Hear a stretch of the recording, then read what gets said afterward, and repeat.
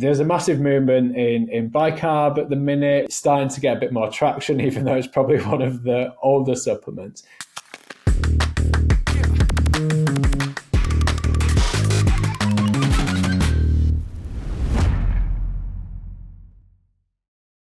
We're definitely starting to see there's a massive movement in bicarb at the minute. We're starting to see some of the, typically known for its shorter intensity or that modality, but it's starting to come in. Kylian Jornet, David Roach talks about it.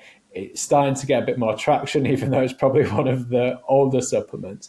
Where do you think some of these things stand for this kind of racing, Tim?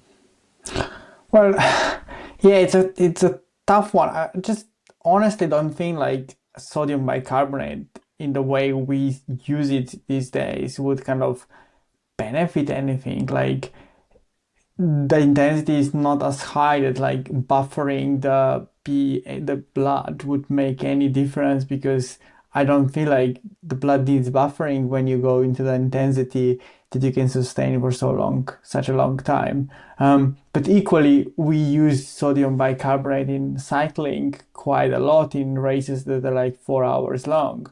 So it's kind of like, yeah, I don't know the sport good enough to be able to basically judge and make a recommendation. But another point of me that kind of feel like that sodium bicarbonate can be useful before the start of the race is the hydration.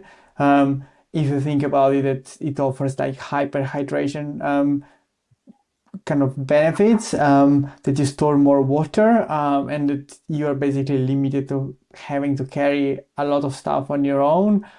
That can be like a kind of a point of view that could be helpful, but I don't think like having a lot of bicarbonate during the actual race would make a lot of sense. But I mean, I'm just kind of speculating here in a sense that, and you might be able to give us some insight here, Chris, that I have no experience of what it's like to race this type of race at the front end. But, could there be elements where, do you go full tilt up the hills and then there's an element of recovery, which, there perhaps might be some benefit there, or the load that you get on the downhills. Again, it's just speculation, but where do you kind of see this, Chris? And are you starting to see things merge over into the ultra side, or not? Yeah, I think it's an interesting one. It's something I've not used bicarb in races, but I've used a little bit in training. I think the interesting thing for me with any kind of the buffering or the high, something that's meant to help with the high intensity stuff, is quite often in races, and even in some of the longer races, you'll be climbing at quite a high intensity. So certainly above your first lactate threshold, and then for my races kind of up to and around second lactate threshold.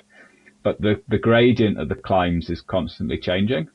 And so you can get these short ramps that might be 30 seconds of really steep climbing. And so you do get these kind of like fluctuations in intensity.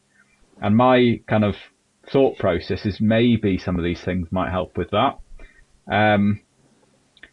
Now I've tried a little bit of bicarb in training, and I've not used it in a race, which probably tells you a little bit about what I think of that. But it's something that I'm open to keeping trying and keeping kind of thinking about that area. My main kind of thoughts on the race at the minute are, I say, fluid and carbohydrate and sodium and caffeine. Those are kind of the four that I kind of really kind of think make a difference for me. So it's making sure that I get those things dialed in.